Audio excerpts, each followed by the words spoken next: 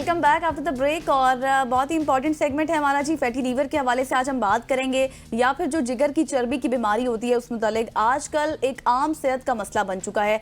ये बीमारी ना सिर्फ उन लोगों को मुतासर करती है जो अल्कोहल ज़्यादा जो है उसका इस्तेमाल करते हैं, बल्कि वो अफराद भी इसका शिकार हैं जो अल्कोहलिक से जो है वो परहेज़ करते हैं। पाकिस्तान समेत दुनिया भर में ये बीमारी नौजवानों और दरमियानी उम्र के अफराद में इस वक्त तेज़ी से बढ़ रही है। और इस बीमारी के बारे में क्या अलामात हैं, ये क्यों होती है और इससे बचाव के लिए क्या इकदाम किए जा सकते हैं, इन तमाम पहलुओं पर रोशनी डालने के लिए आज हमारे साथ मौजूद होंगे जी आज डॉक्टर नोमान साहब मौजूद होंगे। सबसे पहले हम उनको खुशामदीद कहते हैं, लेकिन उससे पहले मैं चाहूँगा कि हमारे नंबर भी स्क्रीन में हमारे नंबर हैं, यहाँ पे आप कॉल कर सकते हैं। अगर आपको कुछ इस तरह के मसाइल हैं तो आप उनका हल जान सकते हैं। 051-890-1008 यहाँ पे आप कॉल कर सकते हैं और 2624946051 पीछे लगा लीजिएगा, कॉल कीजिएगा और डॉक्टर साहब से पूछेंगे। डॉक्टर साहब, सबसे पहले हम जो भी सवाल करते हैं तो हम चाहते हैं कि उस बीमारी के हवाले से हमें पता चले, फैटी लीवर ये है क्या, ये क्यों फैलता है और ये कितना ज़्यादा खतरनाक है एक इंसानी ज़िंदगी के लिए।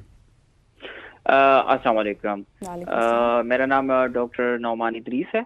मैं रहमान मेडिकल इंस्टीट्यूट पेशावर में as assistant professor of medicine काम करता हूँ। फैटी लिवर जो है बीमारी बेसिकली ये जिगर की बीमारियों में दुनिया में सबसे टॉप नंबर पे, ना कि सिर्फ पाकिस्तान में बल्कि पूरी दुनिया में जो है टॉप पे है। अब इसकी दो किस्म है, एक अल्कोहलिक और दूसरी जो है non alcoholic fatty liver disease. Alcoholic liver disease जो है गैर मुस्लिम लोगों में कॉमन है, और हमारे यहाँ जो है that is non alcoholic fatty liver disease जो है वो बहुत ज्यादा कॉमन है। अब ये किन मरीजों में होती हैं? बेसिकली वो मरीज जो पहले से शुगर के मरीज हैं, जो ब्लड प्रेशर के मरीज हैं, जिनका वजन ज्यादा है, मोटापे का शिकार हैं, या जो ओवरवेट है, मतलब मोटापे का शिकार तो नहीं लेकिन अपनी जो वेट बीएमआई की इंडेक्स होती है उससे उनका वजन ज्यादा है, तो ऐसे लोग उमूमन ये फैटी लिवर का शिकार होते हैं। अब ये फैटी लिवर बेसिकली आपके जिगर में जो है फैट जो है वो जमा होना शुरू हो जाते हैं। जिगर के जो सेल्स हैं, खुलिये हैं, वहां पे जो है फैट जमा होना शुरू हो जाते हैं। अब ये क्यों जमा होते हैं? बेसिकली जो भी हम खुराक वगैरह खाते हैं वो अगर हमारी बॉडी जितनी रिक्वायरमेंट एनर्जी आना चाहिए उससे हम ज्यादा लेते हैं तो वो कहीं ना कहीं स्टोर होती है, जिसमें जिगर भी शामिल है। तो वो जिगर में जो है वो चर्बी जो है वो स्टोर होती जाती है, लेकिन ये उमूमन अननोटिस रहता है। जब वो आहिस्ता आहिस्ता वक्त के साथ जो है वो बढ़ती हैं तो जिगर का जो साइज है वो भी आहिस्ता आहिस्ता जो है नॉर्मल से बढ़ जाता है, लेकिन उसकी कुछ खास अलामात वगैरह नहीं होती कि पेशेंट महसूस कर ले ये चीज। बाज़ औक़ात कहीं नहीं पेशेंट्स को इस तरह होता है कि राइट वाली साइड जो पेट की जगह है, ऊपर वाली जगह पे, वहां पे पेन वगैरह महसूस कर सकते हैं।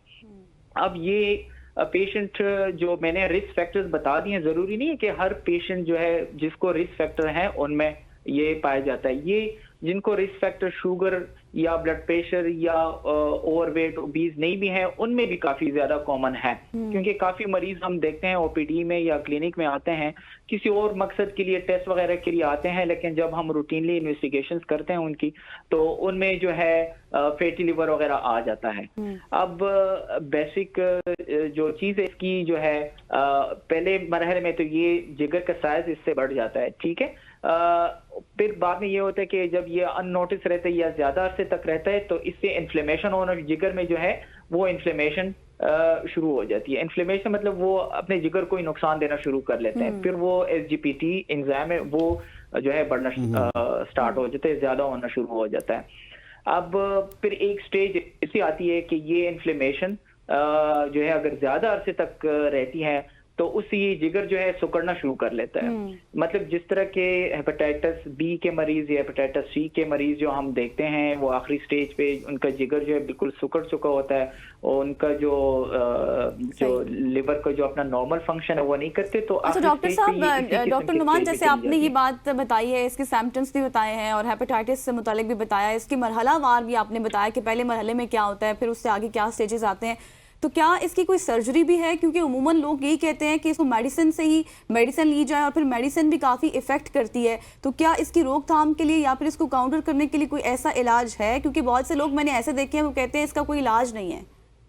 जी बिल्कुल, मेडिकल रिसर्च के मुताबिक फिलहाल इसके लिए कोई इस तरह मेडिकेशंस कोई नहीं है कि जिससे हम इसका इलाज कर सकें। और बेसिकली होते यही है कि ओबीस पेशेंट्स अपनी डाइट का ख्याल नहीं रखना। हमारे यहाँ अगर आपने देखा हो कि हम बेकरी का इस्तेमाल बहुत ज़्यादा करते हैं, कोल्ड ड्रिंक्स हमारे यहाँ बहुत ज़्यादा इस्तेमाल होती है, और जो है जो स्वीट्स वगैरह हैं, गंदम हम ज़्यादा इस्तेमाल करते हैं, चावल हम ज़्यादा इस्तेमाल करते हैं, तो इससे जो है ये चीज़ रिलेटेड हैं, इन चीज़ों का ख्याल नहीं रखते। अगर हम इससे जो है छुटकारा पाना चाहते हैं तो वो कर सकते हैं। वो यही चीज़ है कि आप जो है अपने खुराक में थोड़ा सा मैनर भी इख्तियार करें, ठीक है। ये जो चीज़ें हैं ये आप ना खाएं, अपना वजन ना बढ़ने दें, और रेगुलर जो है अगर आप एक्सरसाइज वर्जिश कोई वॉक वगैरह करते हैं जिससे आपका वजन जो है उससे कमी आती है तो वो सबसे बेहतर है। अदरवाइज मेडिसिन इस तरह कोई नहीं है कि जिसे हम दे के जो है पेशेंट को जो है अब कहें कि ये फैटी लिवर खत्म हो जाए। मेडिसिन इसकी कोई नहीं है। डॉक्टर साहब हमारे साथ एक कॉलर भी मौजूद हैं फायजा अटक से। फायजा, अपना सवाल कीजिएगा, डॉक्टर साहब हमारे साथ मौजूद हैं। डॉक्टर साहब कहते हैं कि मेरे अस्सलाम वालेकुम। वालेकुम सलाम। मैं डॉक्टर से ये पूछना चाह रही थी कि मेरे हस्बैंड का हुआ है ना जिगर का टेस्ट, तो असल में उनका मैदे का थोड़ा सा प्रॉब्लम था ना, वो खाना डाइजेस्ट नहीं कर सकते थे। तो ऐसा है डॉक्टर साहब ने उनको जिगर का भी टेस्ट कहा ना, तो अब जो टेस्ट की रिपोर्ट्स आई है ना, तो वो डॉक्टर कहते हैं कि भाई इनको मैदे की गर्मी है ना, तो इनको क्या है, लीवर से कोई ताल्लुक है? दोबारा से बताएं क्या कह रही हैं? जिगर की गर्मी, फैटी लिवर है मतलब उनको। जी ठीक। उनका वजन कितना है? नहीं, फैटी लीवर नहीं है। अच्छा, उन्होंने कहा है कि जिगर में गर्मी है। अरे जिगर में गर्मी है, ठीक है, got your question, thank you Faiza, हम जवाब लेते हैं। जी डॉक्टर साहब। सही। अच्छा, अब ये कि जिगर की गरमाई जो है ये हम कहते हैं ये फैटी लिवर की ही एक किस्म है, जिसमें जो है आपका जो है जो लिवर के जो एंजाइम्स हैं वो जो है बढ़ना शुरू हो जाते हैं, जो कि लिवर नॉर्मली प्रोड्यूस करता है। अगर ये नॉर्मल से ज्यादा है तो वो अब ये कि मेडिसिन से भी हो सकते हैं, अगर कोई रिसेंटली कोई जिसने एंटीबायोटिक्स वगैरह लिए हैं, बाकी मल्टीपल फैक्टर्स भी हो सकते हैं, and one of the factor fatty liver भी हो सकता है उसमें जो है, ठीक है। अब ये जरूरी नहीं है, जैसे मैं बताया कि कोई रिस्क फैक्टर्स हों, जिनको कोई रिस्क फैक्टर्स नहीं हो उनमें भी ये चीजें कॉमन है, ठीक है। तो ये लिवर एंजाइम जो है वो इनको मॉनिटर करना चाहिए, तकरीबन 4 हफ्ते के बाद दोबारा वो टेस्ट रिपीट कर ले। अगर इसने मीनवाइल कोई दूसरी चीज चेस्ट इन्फेक्शन या बाकी किसी भी इन्फेक्शन के लिए कोई एंटीबायोटिक वगैरह लिए हैं तो उससे भी ये इंक्रीज हो जाता है। तो इसका हर मतलब ये नहीं है कि ये जो है फैटी लिवर ही है। तो ये जिगर की गरमाई जो है मेडिसिन की वजह से भी हो सकती है कि ये रूटीन में कौन सी इस तरह कोई मेडिसिन वगैरह ले रहे हैं। अच्छा डॉक्टर साहब, मुझे ये बताइएगा कि आपने गजल के जवाब में ये कहा था कि इसकी कोई खास मेडिसिन नहीं है फैटी लिवर के हवाले से, तो इसको प्रिवेंट किस तरह किया जा सकता है? क्या फिर जिस तरह आप कह रहे हैं अपनी डाइट का ख्याल खुद ही रखना है, या फिर डॉक्टर से कंसल्ट करके आपने अपनी डाइट का ख्याल रखना है? एग्जैक्टली डॉक्टर के पास जरूर जाना चाहिए, क्योंकि वो आपके इसके साथ मजीद कोई और टेस्ट वगैरह भी करेंगे कि आपको क्या चीज करनी है आगे जाके, क्योंकि जैसे मरीज जो होते हैं अनडायग्नोज होते हैं, जो पहली मरतबा डायग्नोज होते हैं टेस्ट से कि इनको शुगर भी है, ताकि वो चीज़ भी साथ में शुगर भी कंट्रोल हो, बाकी चीज़ें वर्जिश वगैरह और इनके खुराक के बारे में भी उनको बताया जा सके।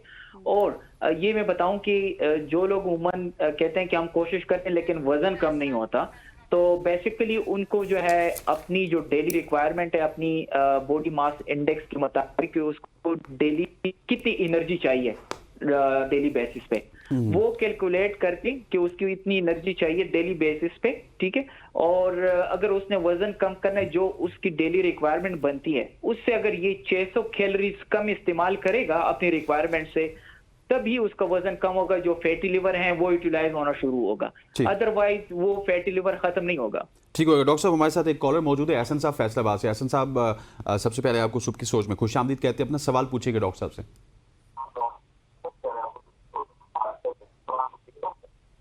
सॉरी जी, आपकी आवाज सही नहीं आ रही। आप जो है टीवी का वॉल्यूम बंद कर दें और फोन पे हमारे साथ बात करें। एहसन साहब सवाल पूछिए प्लीज।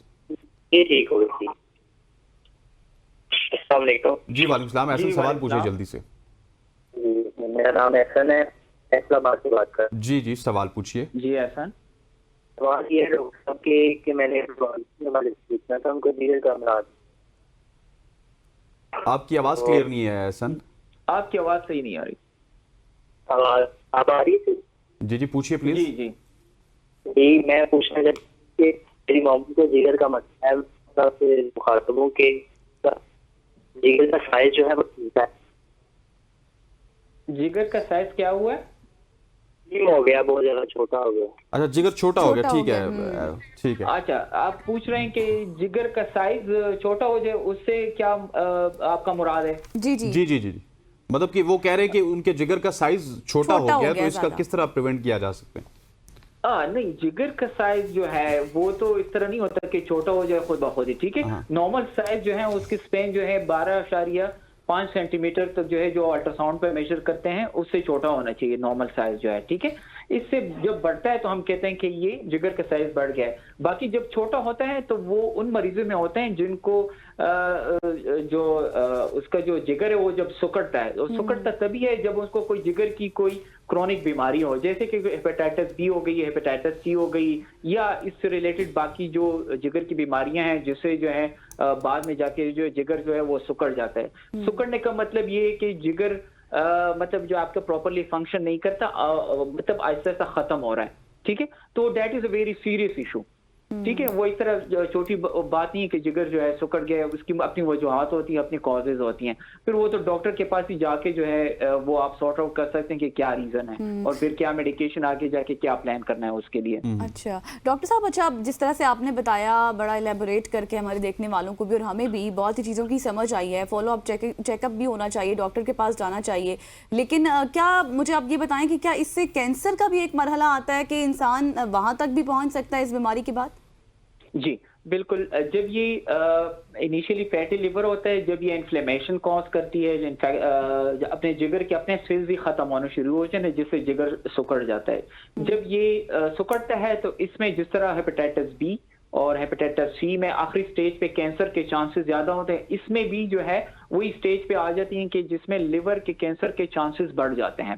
फिर ये उसी तरह की प्रेजेंट करता है जिस तरह के हेपेटाइटिस बी और सी के जो पेशेंट है उस तरह लास्ट स्टेज पे हमें प्रेजेंट करते हैं। तो डेट इज, अगर वक्त पे इसको आपने आइडेंटिफाई नहीं किया और ख्याल नहीं रखा तो ये लास्ट स्टेज पे जो है कैंसर भी इख्तियार कर सकते हैं आपका जिगर जो है। तो इसके लिए अब आप मतलब जो आम से लोग हैं, जैसे आपने कहा कि किसी को इस तरह से नहीं पता चलता कि उसके सिम्पटम्स क्या हैं, तो इसके लिए डाइट क्या होनी चाहिए, क्या डाइट रखनी चाहिए रोजाना रूटीन में? एक तो ये कि जो लोग ओवरवेट हैं या मोटापे का शिकार हैं, शुगर है, ब्लड प्रेशर है, जैसे मैंने कहा इनमें ज्यादा कॉमन होते हैं, तो ये तो अपनी डाइट का खास ख्याल, अपने शुगर का ख्याल, अपने ब्लड प्रेशर का जो रेगुलर रूटीन मेडिकेशन है वो लें। और दूसरी बात ये है कि बेकरी की जो प्रोडक्ट्स हैं वो कम रखें, ठीक है। बेकरी की प्रोडक्ट्स, कोल्ड ड्रिंक्स वगैरह, junk foods, pizza, burger, fries वगैरह, और गंदम का इस्तेमाल कम करें और चावल का इस्तेमाल करें। ज्यादा से ज्यादा जो है वॉक करें या कोई और एक्सरसाइज वगैरह करें, ठीक है, जिससे जो है इनका वेट। अच्छा डॉक्टर साहब, व्हाट्स अबाउट ऑयल? ऑयल की क्वांटिटी भी बहुत ज्यादा खराब है आजकल। डेफिनेटली हमारे जो लोग हैं वो डेफिनेटली ऑयली, मुरगन, कढ़ाई वगैरह ये चीजें बहुत ज्यादा इस्तेमाल करते हैं, तो डेफिनेटली ये ऑयल, ये चीज भी आपने रिड्यूस करनी है, ठीक है। बिल्कुल सूखी हुई चीज जैसे बारबेक्यू, वो प्रोटीन्स डाइट ले सकते हैं। अगर वो छोटा गोश्त हो, बड़ा हो, चिकन हो, फिश हो, वो ले सकते हैं बारबेक्यू टाइप जो है, बट नॉट कि वो सालन हो, कढ़ाई वगैरह जो हो, तो वो अवॉइड करना चाहिए। सही हो गया। मोहम्मद शहबाज हमारे साथ मौजूद है डीजी खान से। Shahbaz, welcome to the show, अपना सवाल कीजिएगा। शहबाज साहब, आपको आवाज आ रही है? जी जी जी जी, सवाल कीजिएगा। सर हेपेटाइटिस बी है मुझे। जी जी जी, सवाल क्या है आपका? हेपेटाइटिस बी है सर, इसकी मालूमात चाहिए। आपको हेपेटाइटिस बी आप कह रहे हैं? जी जी जी। अब हेपेटाइटिस बी आपको कब डायग्नोज है, उसके लिए तो ये कि आपको डॉक्टर के पास जरूर जाना चाहिए। अगर ये पहली मरतबा आपका ने टेस्ट किया, हेपेटाइटिस बी डायग्नोज हुआ है, या एक्सीडेंटली किसी और मकसद के लिए हेपेटाइटिस बी डायग्नोज हुआ है, तो ये उमूमन जो है 6 महीनों में खुद ब खुद हेपेटाइटिस बी ठीक हो जाता है। 80% लोगों में खुद ब खुद ही खत्म हो जाता है। अगर ये हेपेटाइटिस बी 6 महीने बाद आप टेस्ट करते हैं दोबारा, ये फिर पॉजिटिव आता है, विच मीन्स कि ये क्रॉनिक है, आप वो 20% लोगों में हैं जो कि क्रॉनिक की तरफ आ गए। अब फिर आगे जाके उसकी फर्दर इन्वेस्टिगेशन करनी होती है। एंजाइम्स होते हैं हेपेटाइटिस बी के, हेपेटाइटिस ई एंटीजन है, और हेपेटाइटिस HBV DNA टेस्ट करते हैं हम, ठीक है। अगर DNA वगैरह, SGPT लेवल, उसके हिसाब से देखते हैं फिर कि आपको ट्रीटमेंट की जरूरत है या नहीं है। अगर उस टेस्ट के मुताबिक आपको ट्रीटमेंट की जरूरत है हेपेटाइटिस बी के लिए, फिर आपने लाइफ लॉन्ग ट्रीटमेंट लेनी होती है हेपेटाइटिस बी के लिए, वो पूरी जिंदगी फिर आपने लेनी होती है। और फिर वो एवरी 6 मंथ्स 1 ईयर मॉनिटर करते हैं डॉक्टर्स, और आपने टेस्ट करने होते हैं फॉलो अप के लिए जो है, but that would you take for a life long treatment जो है।